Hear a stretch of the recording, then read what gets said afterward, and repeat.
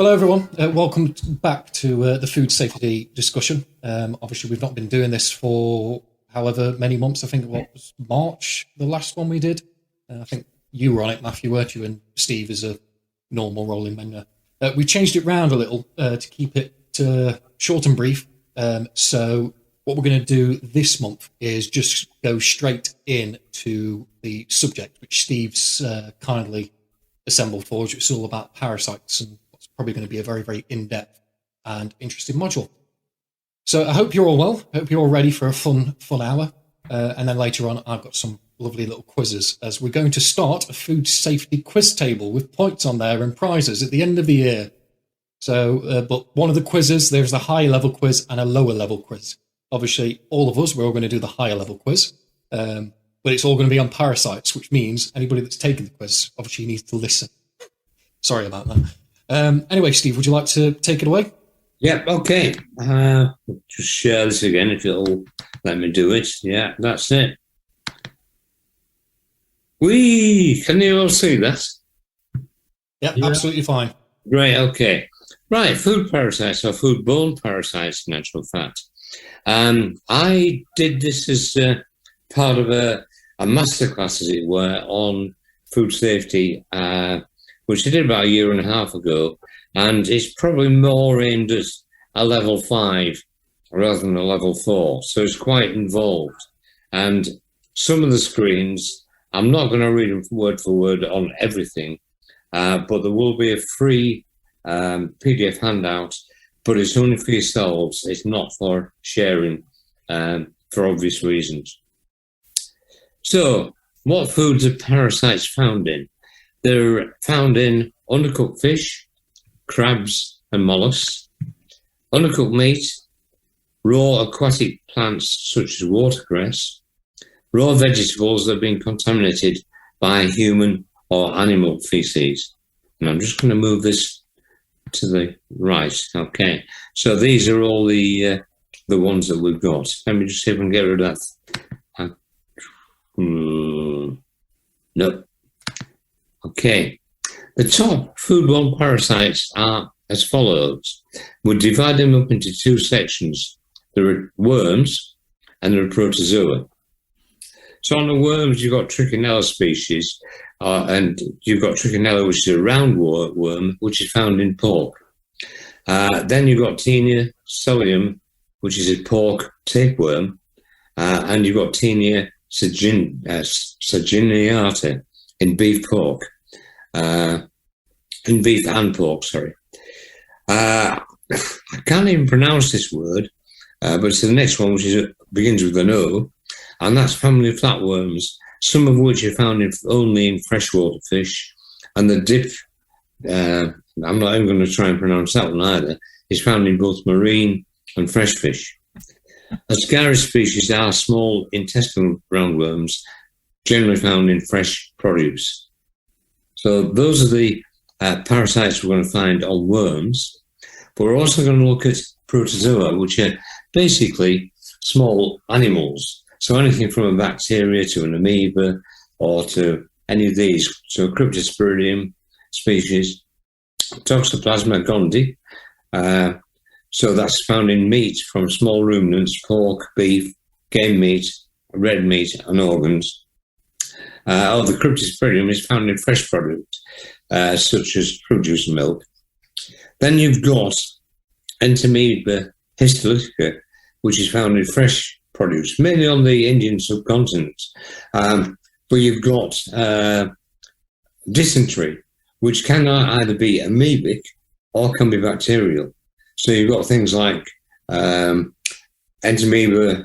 histolytica is the amoebic version, and you've got the others, which off the top of my head are Shigella group. So Shigella soni, Shigella flexneri, and Shigella boydii will all give you dysentery. And they're all very, very low pathogens, low dose pathogens. So they reckon as few as 10 can make you ill. Then you've also got another one, which is mainly waterborne, which is Giardia.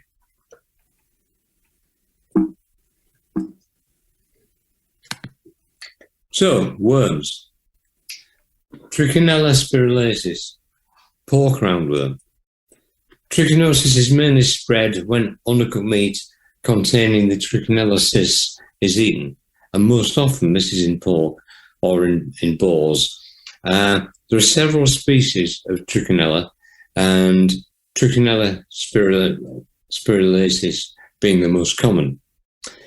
And basically, after you eat the cysts, the larvae are released from the cysts into the stomach. Then they invade the wall of the small intestine, where they develop into adult worms. After 1 week, the females release new larvae and migrate to voluntarily controlled muscles, where they form cysts in your body.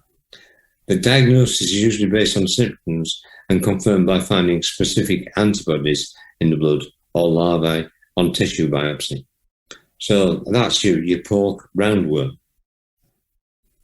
So there normally are two species, or there are two sets. You've got the domestic cycle, which is in your pigs or rats, and you've also got them in other things like bears and polar bears. And basically, if you eat the meat of any of those, then you're going to ingest the cysts, and then those cysts are going to develop into larvae. And that's trichinella.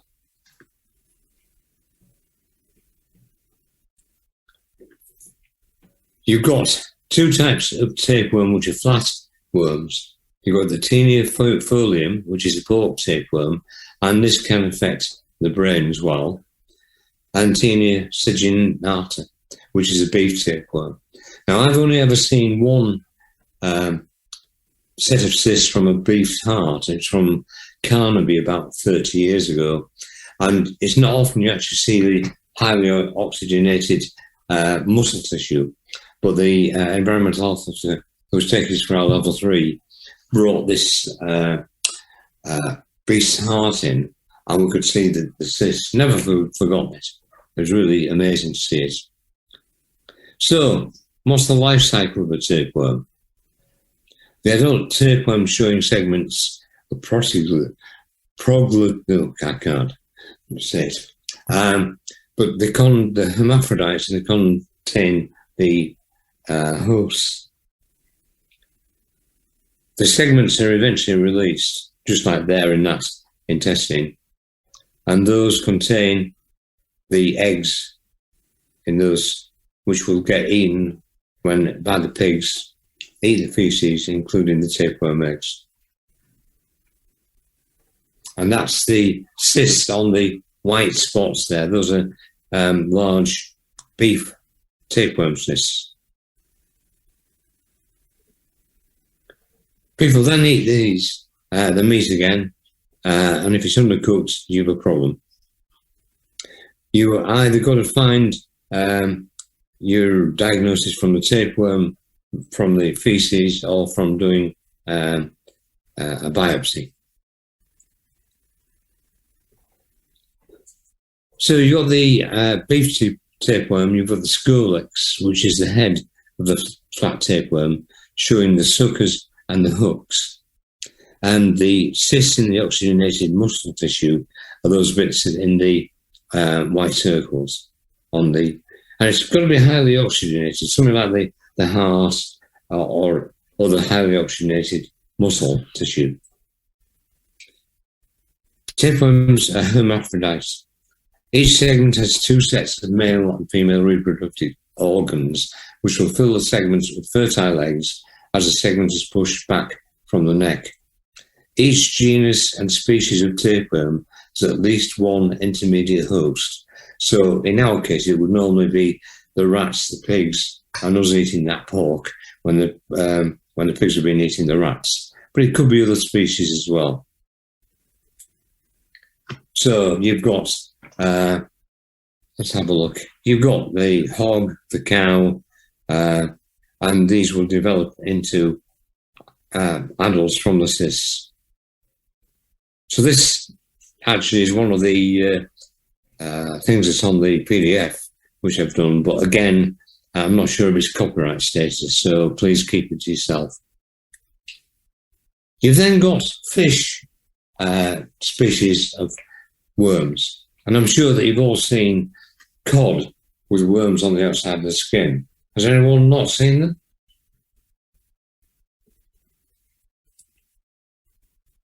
Has anyone seen them? I can't hear anyone. Can you hear me? I've seen worms in pollock.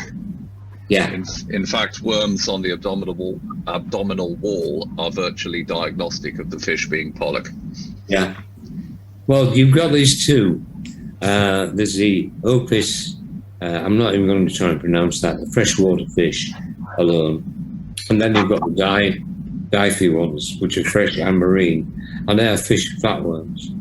Now, Robson Jerome, who is the manic fisherman, is always eating his catch raw. And unfortunately, he probably doesn't realise that what he's doing by doing that is putting himself at risk from fish tapeworms, flatworms. And if you want to do the corrective way of doing things like sushi, it's got to be frozen to -20 for a minimum of 24 hours, unless there are exceptions. And I'll come on to those in a minute.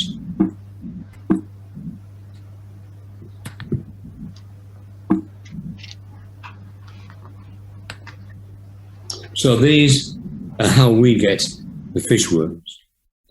So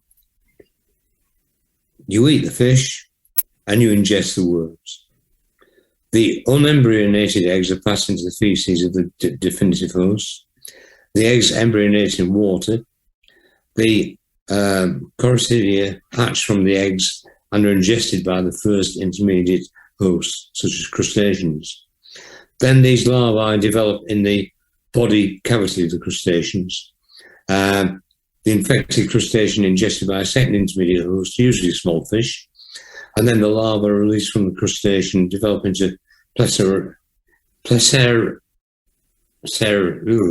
anyway, whatever.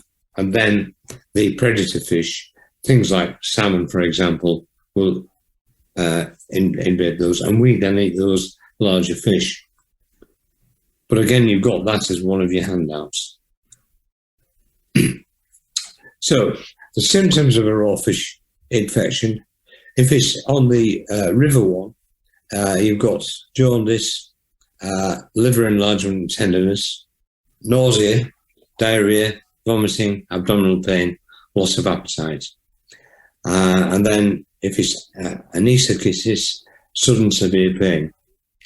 On the dipthy ones, which is the marine ones, you've got central irritability, skin tingling numbness, increased heart rate, muscular weakness, and vague abdominal discomfort. So those are the symptoms of that. So there are exemptions, as we've said. So if fish or fishery products are heat treated at a temperature that will kill the parasites before consumption, and this temperature is 60 degrees Celsius for at least 1 minute for most parasites, although trematose may require a bit more stringent heat treatment to kill them. We have authorised an exemption for freezing for wild catches, but this requires evidence from epidemiological data showing that the fishing grounds of origin do not present a health hazard with regard to parasites. It also applies where farm fish have been cultured from embryos that are fed on a diet that cannot contain viable parasites. For farm fish, one of the following conditions also have to be met. The embryos have been exclusively reared in an environment that is free from parasites, and that the food business can verify that the fishery products do not present any health hazards in relation to parasites. So again, even the raw fish that isn't frozen, there is still potentially a risk from them. You've then got this species of small intestinal roundworms called Ascaris. And you get roundworm infection if you swallow the microscopic Ascaris eggs in contaminated food or water. It's also possible for eggs to be transferred from your hands to your mouth. So if you're not washing your hands properly, you've got a problem. So I'm always very, very careful with any animals or any cat feces or anything like that, that you always wash your hands thoroughly after you've stroked. I've seen babies being licked by dogs or people, stroking these animals and whatever. And that's where you've got problems from things like Ascaris and others. Most recorded cases of roundworm in England are contracted abroad, either by travellers or migrants who come from parts of the world with roundworm is present. So they've got about 80 cases of roundworm infection that are reported every year. Protozoa. Cryptosporidium. The microscopic parasite that causes the diarrheal disease cryptosporidiosis. Cryptosporidiosis. Both the parasite and the disease are commonly known as crypto, and there are many species of Cryptosporidium that infect animals, some of which also infect humans. The parasite is protected by an outer shell that allows it to survive inside the body for long periods of time, and it makes it very tolerant to chlorine disinfection. While this parasite can be spread in several different ways, water, drinking water and recreational water is the most common way to spread the parasite. Cryptosporidium is a leading cause of waterborne disease amongst humans. Some groups are likely to develop much more serious illness. So for people with weakened immune systems, symptoms can be severe and could lead to severe or life-threatening illnesses. So people with HIVs include those with HIV or AIDS, those with an inherited disease that affect the immune system, and cancer and transplant patients who are taking certain immunosuppressive drugs. Symptoms generally begin 2 to 10 days after becoming infected with the parasite, but the most common symptoms of crypto are watery diarrhea, stomach cramps or pain, dehydration, nausea, vomiting, fever, and weight loss. But also some people will not show any symptoms at all. So it depends on the individual. Symptoms usually last for 1 to 2 weeks with a range of a few days, 4 or more to 4 or more weeks in persons with healthy immune systems. Occasionally people may experience a recurrence of symptoms after a brief period of recovery before the illness actually ends. And symptoms can come and go for up to 30 days, so that's quite a long time. And while the small intestine is the site most commonly affected, in immunocompromised persons, Cryptosporidium infections could possibly affect other areas of the digestive tract or even the respiratory tract. So you can find out if someone's got cryptosporidosis by examining the stool samples. But because detection of crypto can be difficult, patients may often be asked to submit several samples over a few days. And then they will view these microscopically using different techniques. Things like acid-fast staining, direct fluorescent antibodies, and or enzyme immunoassays for detection of crypto. You've got other things such as PCR, polymerase chain reaction, are increasingly being used in diagnostic labs since they can be used to identify crypto at the individual species levels. So these tests are not done in most laboratories. Therefore, healthcare providers should specifically request testing for this parasite. If you suspect, you go to your doctor, tell them you might have crypto and get them to do a specialist test. And that's what the things look like. These are the oocysts in modified fast stain. So that's a photograph of the oocysts. Not very pleasant looking things, but they are fairly microscopic. Treatment. Most people have immune systems will recover without treatment. Diarrhea can be managed by drinking plenty of fluids to prevent dehydration. People who are in poor health or have weakened immune systems are at a higher risk for more severe and prolonged illness. Young children and pregnant women, therefore, may be more susceptible to dehydration resulting from diarrhea, and they should drink plenty of fluids while they're ill. Rapid loss of fluids is potentially life-threatening to babies. Therefore, any parents should talk to their healthcare providers about fluid replacement therapy options for any infants. Antidiarrheal medicine may help slow diarrhea, but healthcare providers should be consulted before such medication is taken.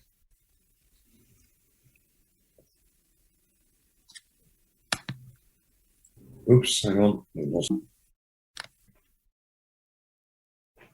Toxoplasma gondii, another protozoan.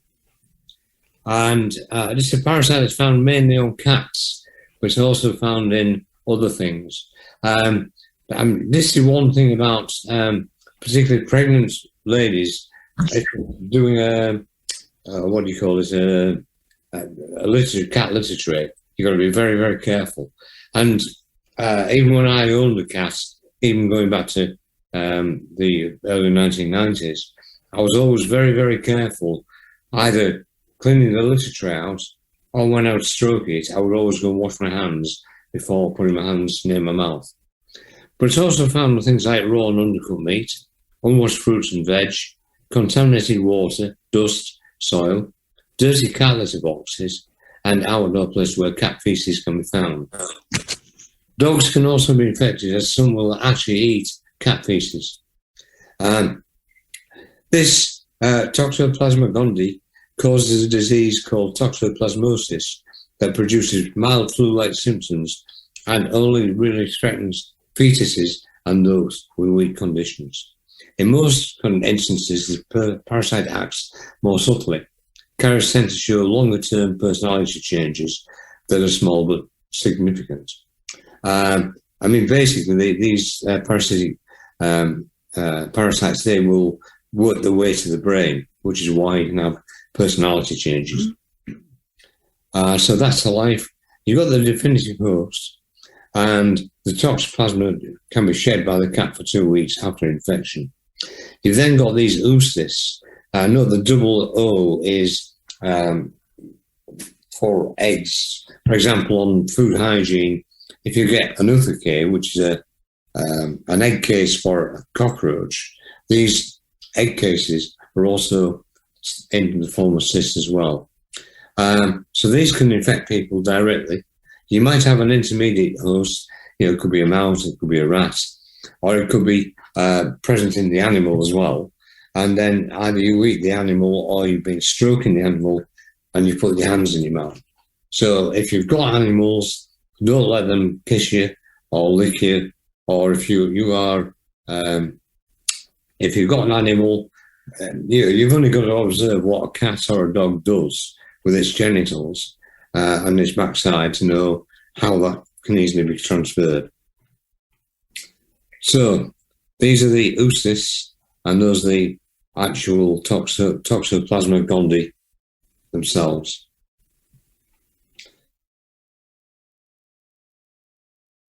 See you later. Sorry, see you later, Chris. Microphone on, beg your pardon. Okay. You've then got amoebic dysentery as opposed to bacillary dysentery. Bacillary dysentery is caused by Shigella sonnei, Shigella flexneri, and Shigella boydii. But this is different. This is caused by an amoeba, and it is called Entamoeba histolytica. It used to be on the syllabus for the level 4 or advanced, and I had to learn all about this going back to the early 90s. But these days it's not even on the syllabus because it's rare. But with people coming from third world countries, such as the Indian subcontinent, for example, it can still be a problem. So, has anyone got any questions?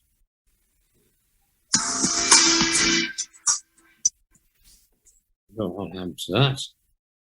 That's not the screen share. Right. So, anyone? I've got 4 or 5 of you. I've got your cameras are not on. So if you want to switch them back on, that's fine. But be aware, it's you're going to be recorded.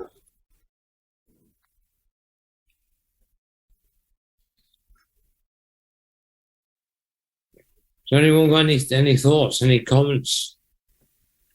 I mean, that was quite involved, and there's a lot to take in. And I dare say it wouldn't surprise me if most environmental health officers don't actually touch that when they're doing their inspections. It's not something that will come immediately to the front of the mind. So that's why I say it's probably more of a level 5 subject matter. But it's all going to be in the handouts. If you want to email me after this, I can send you the handouts, but please don't share it with anyone. Because, as I say, I'm sure I must have breached copyright on it. And I don't want to get done. That's 800 quid a photograph for it. So... Yeah, I think I might have to watch the video about 7 times before I get a good, competent idea on it. Well, as I say, I put it together about a year and a half ago, and I just thought it would be a good start. On the handouts themselves, I'll put the title of what you could do on a YouTube search, and I'm sure that if you put something like Giardia, you'll end up with a whole list of YouTube videos which will tell you all about it. So if there's any that you're particularly interested in, then it's always a good way to manage your CPD. And if you want, you can put, tonight you can actually put an hour's worth of CPD on your CPD forms anyway.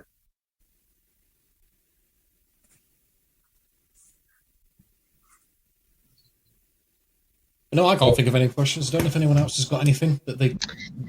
Yeah, hi, Steve. It's not a question, but I suppose it was a whistle-stop tour, but I think really insightful and useful. And as you quite rightly mentioned, as part of the foodborne kind of illness focus, we don't tend to focus on some of those pathogens that you've just mentioned. And really insightful to kind of consider those. I think when we do have any outbreaks, or sometimes we can almost look past those ones and go for the more obvious ones. Yeah.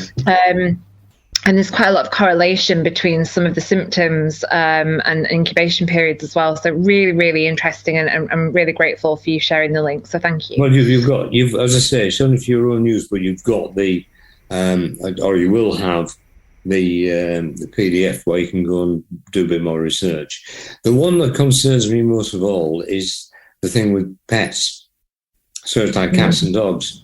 And I mean, I've had both, and we don't have one now. But I'll love my cat to bits, and I would cuddle it and stroke the damn thing and whatever.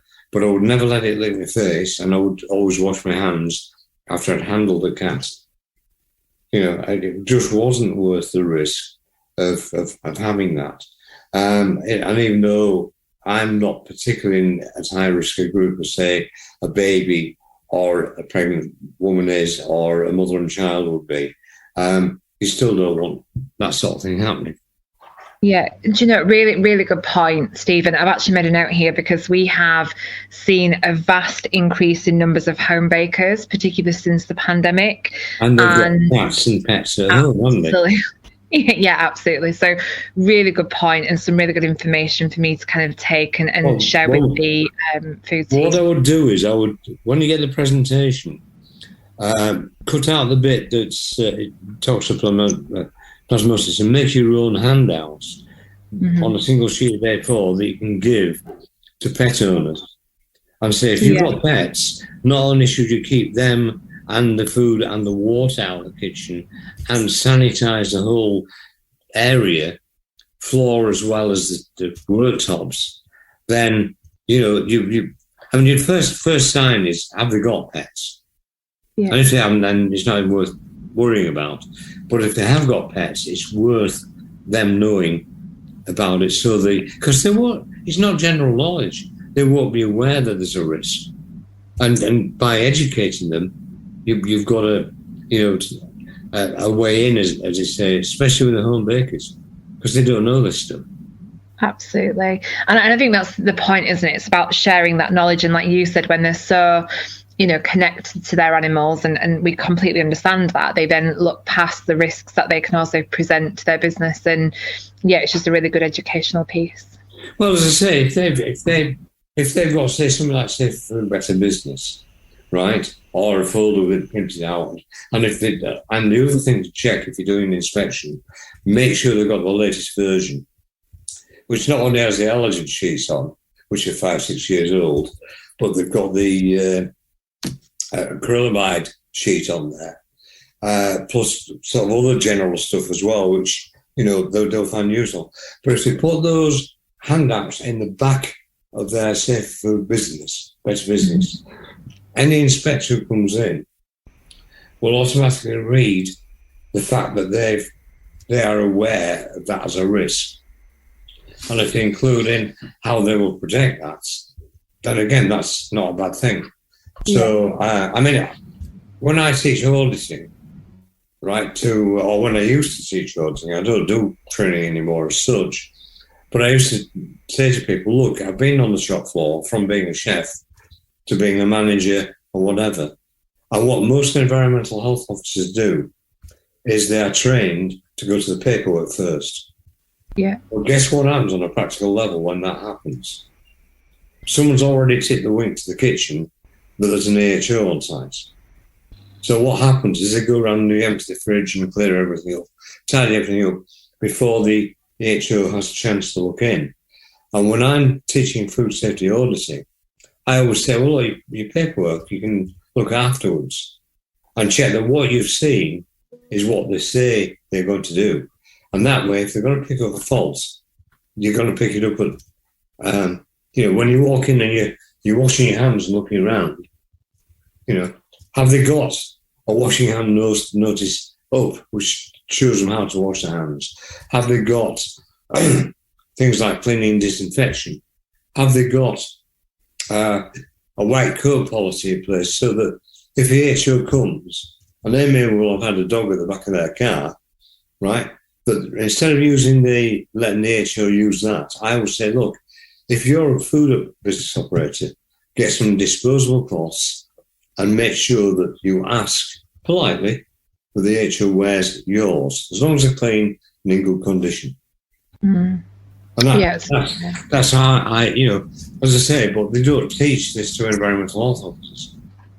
But I've seen it where, someone comes in the front door, goes straight to the manager's office to have a look at the paperwork, and by the 5-10 minutes that they've gone to the kitchen, a whole host of stuff has gone out the window.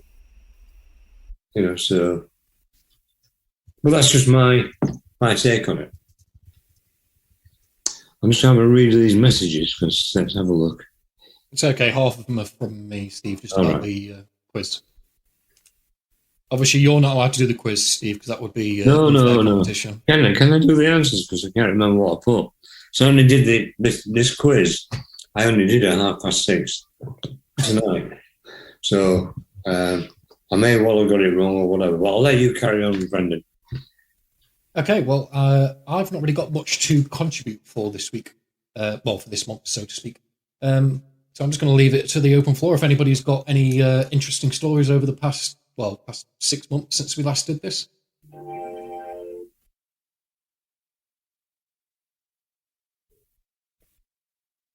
Yeah. I think the one thing that I would query is about what's happening with inspections and what the pressures are on the professionals who work in the trade, the lack of numbers in the trade, and who gets inspected and when. Because in one sense, there used to be a set time period for between 3 months and I think it was 2 years for an inspection to happen. Now, because of the pandemic, etc., it doesn't happen.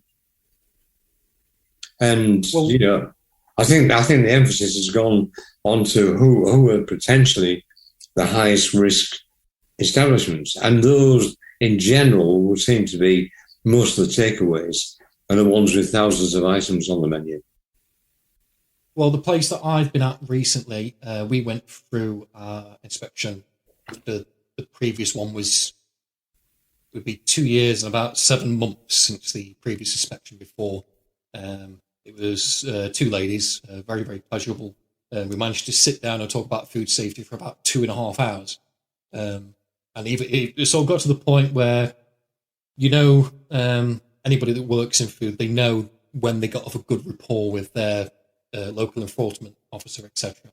And when they sat down and they sort of went through everything and sort of said, so what's your training and competency? I pulled out this folder that was probably big enough that 2 people would have needed to carry it on a normal day. And they went through and sort of said, what training and competence did you have? And I said, well, I've done level 4. And then I also do monthly food safety discussion. And here's a list of all the different variety of issues. And that's it. The room suddenly just calmed down. They were just like, oh, right, okay. And at the end of the inspection, they said, this is probably one of the most pleasurable experiences we've ever had with a chef, because the amount of kitchens we go into and you feel the oppression against you and that they don't want to answer all of your questions. But we went to load of fun. I taught them all about the rationale ovens and how you can put a USB stick, because this was quite amusing. And I feel a bit nervous that there's going to be a chef in the world somewhere that's going to have a very surprising visit at some point soon, because they went and then they saw inside the ovens. And if anybody knows these rationale ovens, they know that they clean themselves. You put tablets in, press a button, off it goes, it cleans itself. And it's got a button that does all the HACCP. So it basically tells you the whole life of what the ovens do. And all you need to do, USB stick in, press your date from, your date to, and it tells you exactly what that oven's done, how often it's been cleaned, etc.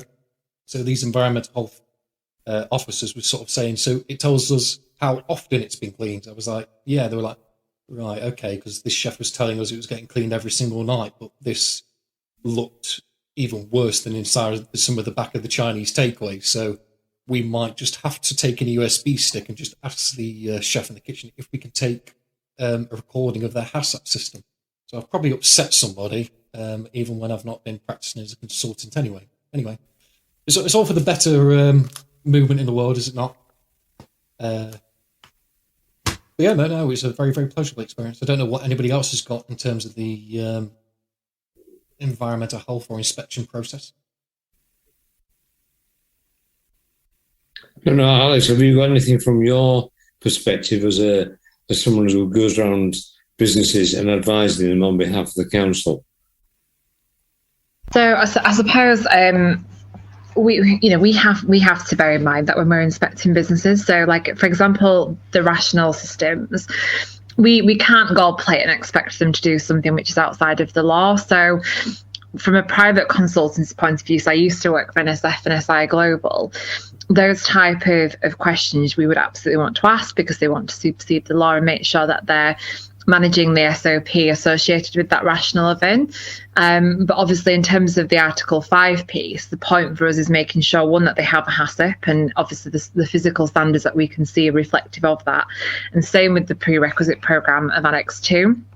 And that's the difficulty. I think, you have lots of businesses who are trying to do the right thing. So we see that in primary authority, but then we have the businesses where just because they're a lower risk premises and they're perhaps overlooked, particularly following the pandemic, they're the ones who technically are the culprits in terms of breaching food hygiene and obviously HACCP requirements and creating a risk to the public health of the communities, because they are being overlooked as a result of that. So I think in terms of those categories, whilst I think it's really important to prioritise, kind of the businesses with the higher risks that are attached to them, and approved premises, for example. But equally, some of those lower businesses, the takeaways, who are startups and the home bakers, those are the ones who don't have that support because they don't have the relevant technical expertise in their business. So it's a really difficult one to try and balance.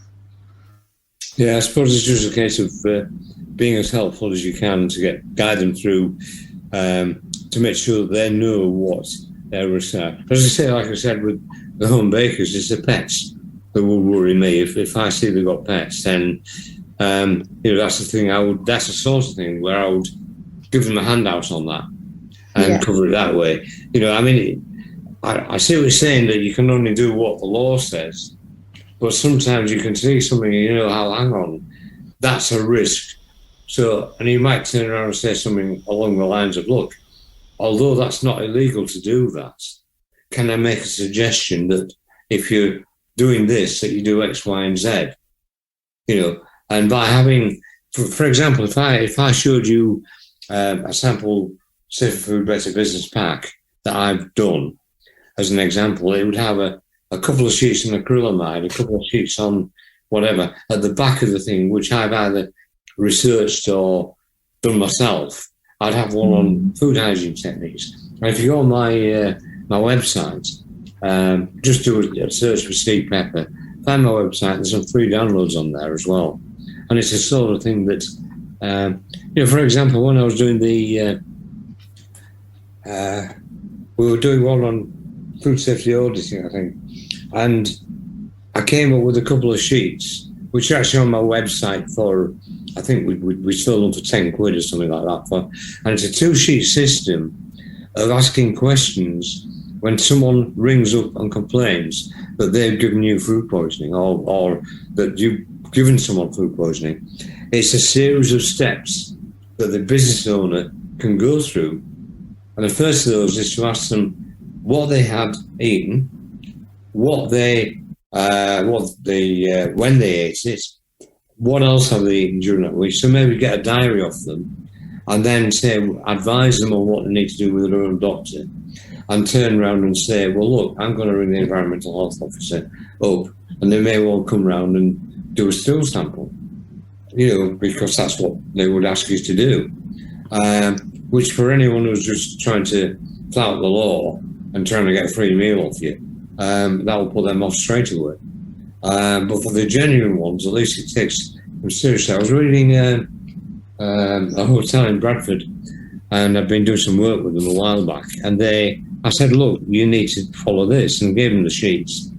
And they were able to confidently tell the customer that they engaged my services as a food safety consultant, and that from what they'd told me they'd eaten, there was no, I think they said they'd had diarrhea from eating a steak the night before, which, you know, I mean, it's ludicrous that a steak would give anyone diarrhea unless there was something drastically wrong with the steak or it being cross-contaminated or something.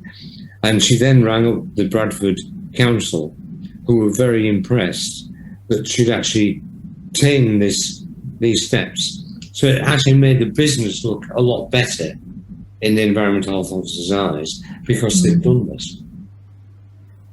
Yeah, and I agree with that. And I think that's the challenges the smaller businesses do have. They need furnishing with those, you know, basic steps and understanding of how they deal with that risk. Yeah, if you speak to Helen Gent, I believe that I gave her a copy of that the last time she was doing a course with me.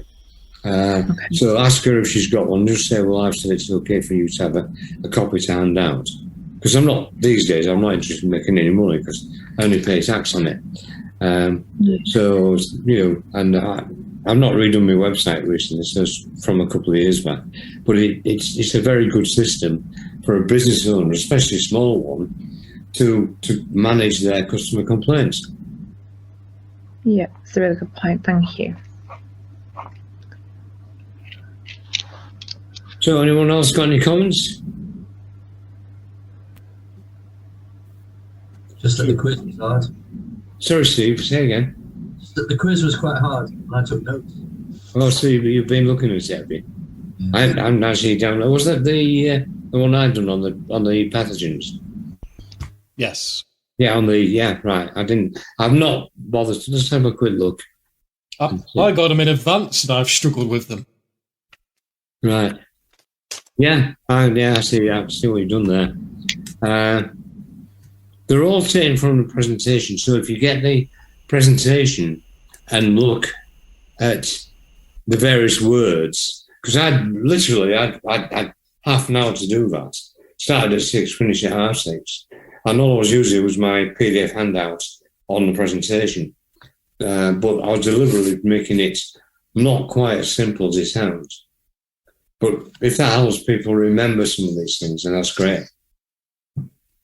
Well, I'm sure we won't judge anybody if anybody wants to take the basic one as well. There is going to be 2 different tables, a basic entry-level quiz and the advanced quiz each month as well. So if anybody wants to boost in their morale for this month, then please, by all means, do the basic one as well. Yeah. Does anyone want to... ideally, we're trying to book these on a monthly basis. Monday night, second Monday in the month. And basically what we're trying to do is set a theme. So tonight's been all on an advanced masterclass on Parasites. So is there anyone out there that fancies doing anything for the next session, for example? Well, I've got about 200 hours on Campylobacter I've done over the last 6 months. So I don't know if anybody wants to do something a bit more exciting than Campylobacter. If nobody says anything, then that's what we're doing next month. Right. That's fine. I've also done about 2 days worth of what you're seeing tonight, which is the advanced masterclass. And we've covered things like pest control and cleaning and disinfection and things like that, but at a much higher level than you do on a level 3 or a level 4 course. So, it's about having that. So next discussion is Monday the 14th of November at 7. Oh, you've done well to figure that out very quickly, Steve. Yeah, well, I've just read your message on there. Oh, you should have kept it quiet for the viewers at home. All right. Well, I put it at 7:59 now, guys. So unless if anybody's got any dying questions or contributing stories for the past month, I guess we'll see you all next month. Okay. Thank you. Steve, would you mind just adding me to your list? Yeah. Obviously, send out for the next. Alex, if you send me your email, I don't know if you have or not, I can add it to my email, so it'll be sent out with the link about 2 or 3 days beforehand. We struggled this week because I was sat at the caravan with just an iPhone, and although I've got my list of emails to send out, it wouldn't accept it from my iPhone. So I'll do it from home next time. Yeah, brilliant. Thank you. Yeah. Excellent. Okay. Thank you very much. Thank you very much, Alex. Anyone else have got anything to add before we stop the recording? Okay. If we want to finish the recording, we'll... Yeah, absolutely. Where's it gone?